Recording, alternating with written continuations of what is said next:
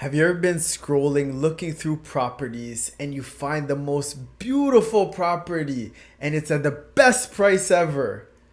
And then it ends up selling for $200,000 more.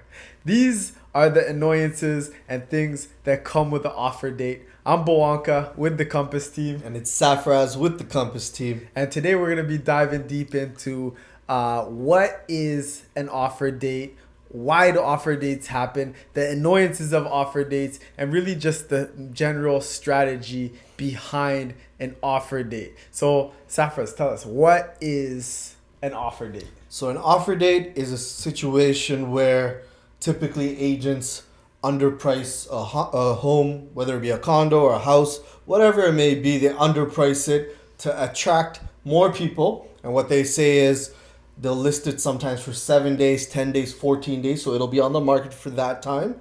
But during on that date, let's say it's 14 days later, that's the day that everybody is typically bringing their offer to try to buy the home.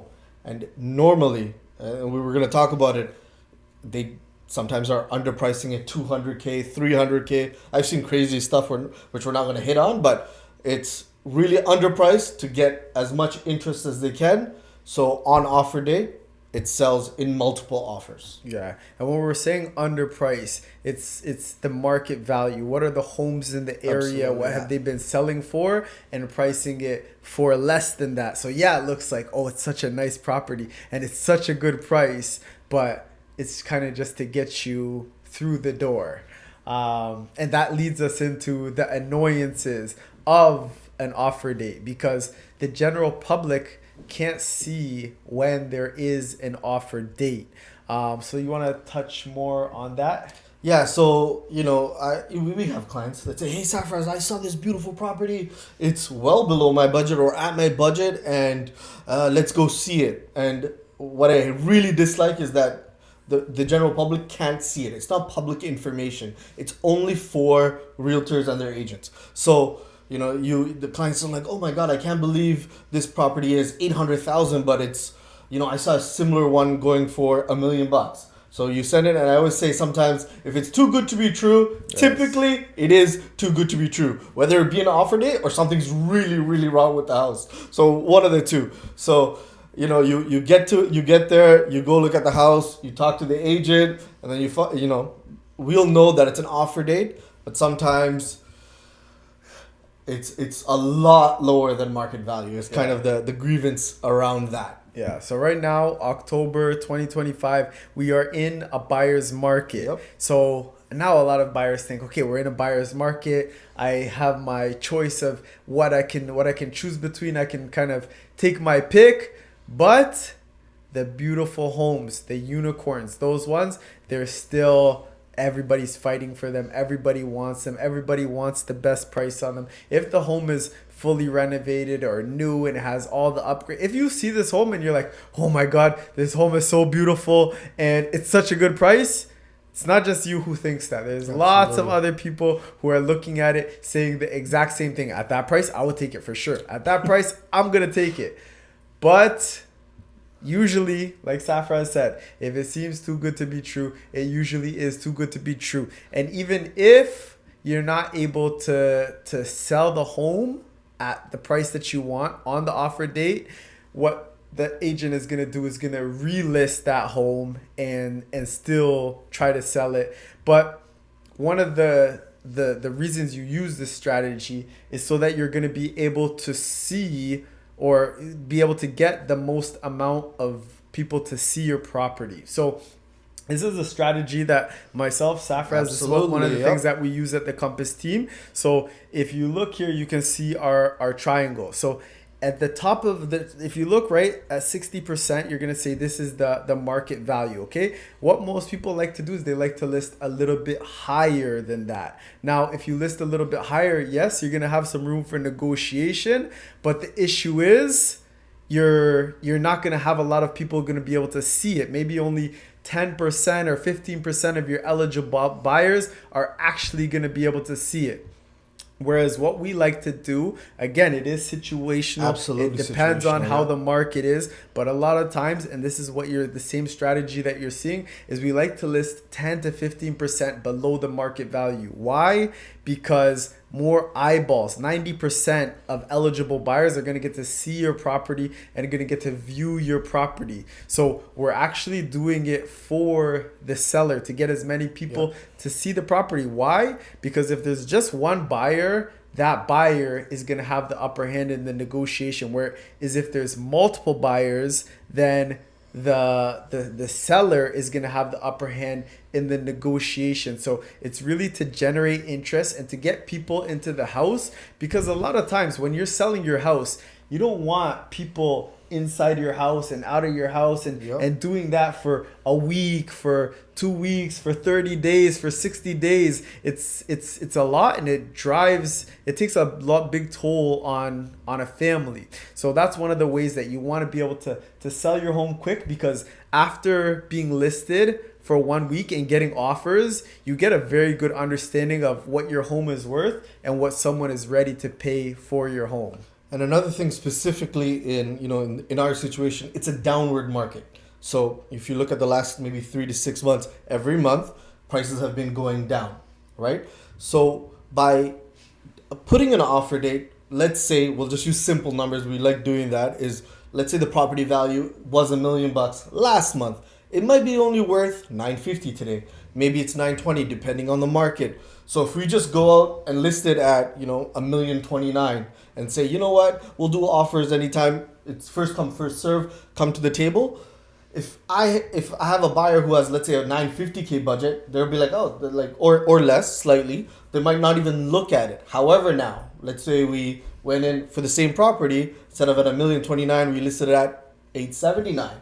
Now the buyer for $950 says, okay, let's go out and see it. And yes, it is going to be above asking of their $879, $899 list price, but at least there's still room to negotiate. And this works typically in a hot market as it's going up. Absolutely, no brainer.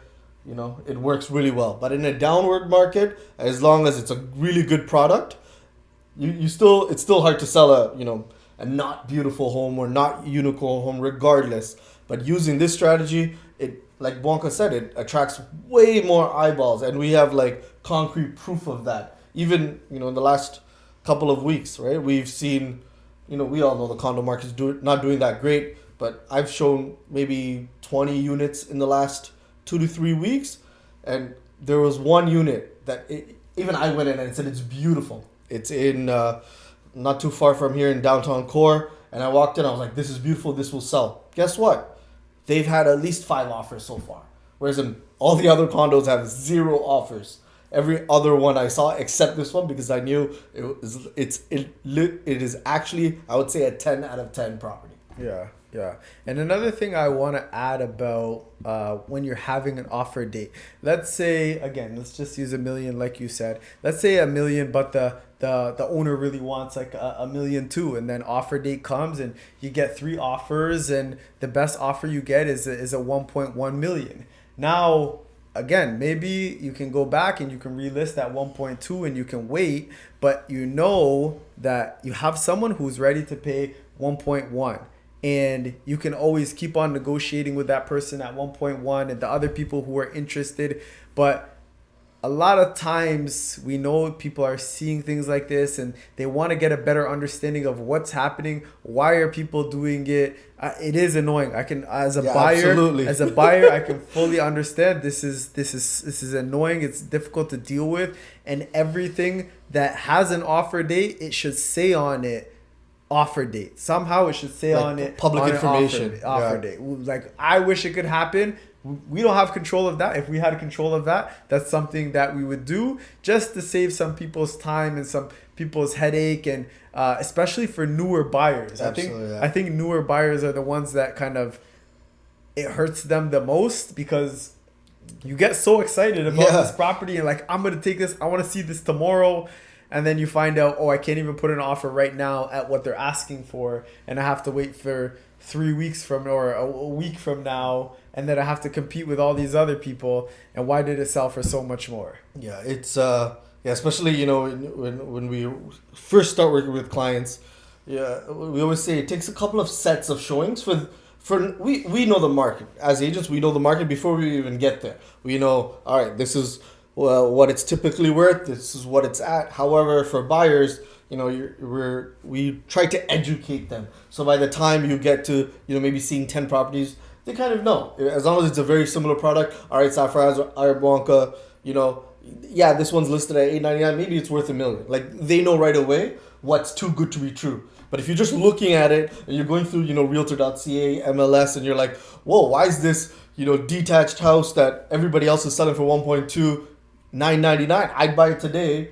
That's where it kind of throws you off. And even for us, it's annoying because especially on the buyer side, it is annoying because for us, it's like now we have to come up with a number as well, right? We have to come up, all right, what do we think it's worth? Is it even worth taking our client there? Because maybe it's not even within budget, right? That's why we try to keep it, when we are doing offer dates, when agents talk to us, we keep everything transparent and more straightforward. And instead of saying, you know what, we're not sure what it's worth, we know what it's worth when we're listing it. So it's easier to have this conversation with, the other agents and their buyers.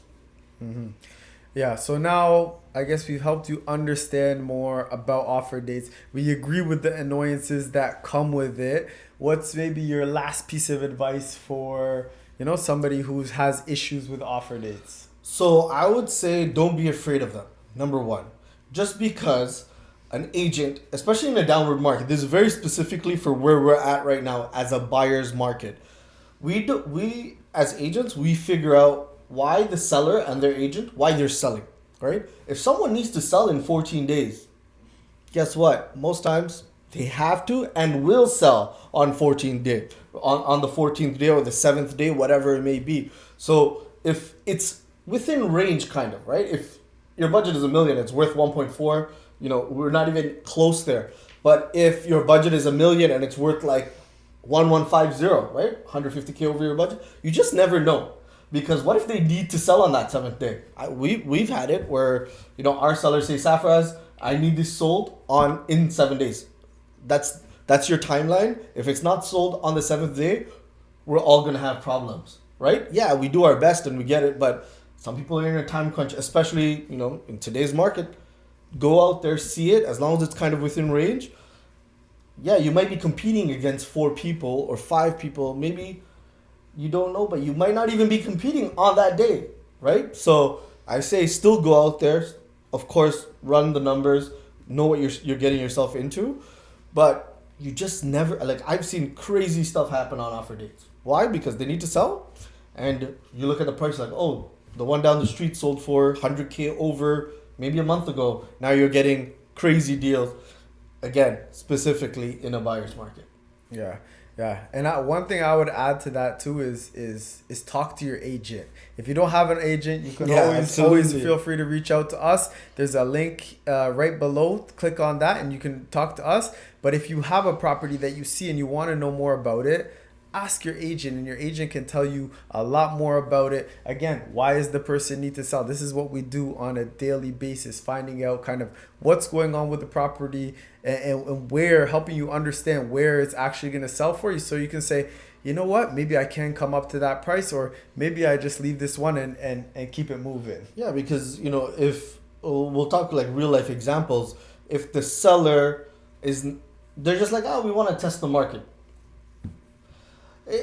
Sometimes they want above market value in a downward market, and you just say, you know what, thank you for your time and effort, we're good, we'll move on with our day. But sometimes they're like, hey Safaraz, hey Blanca, yeah, we need to have sold 2 weeks ago. Oh, why?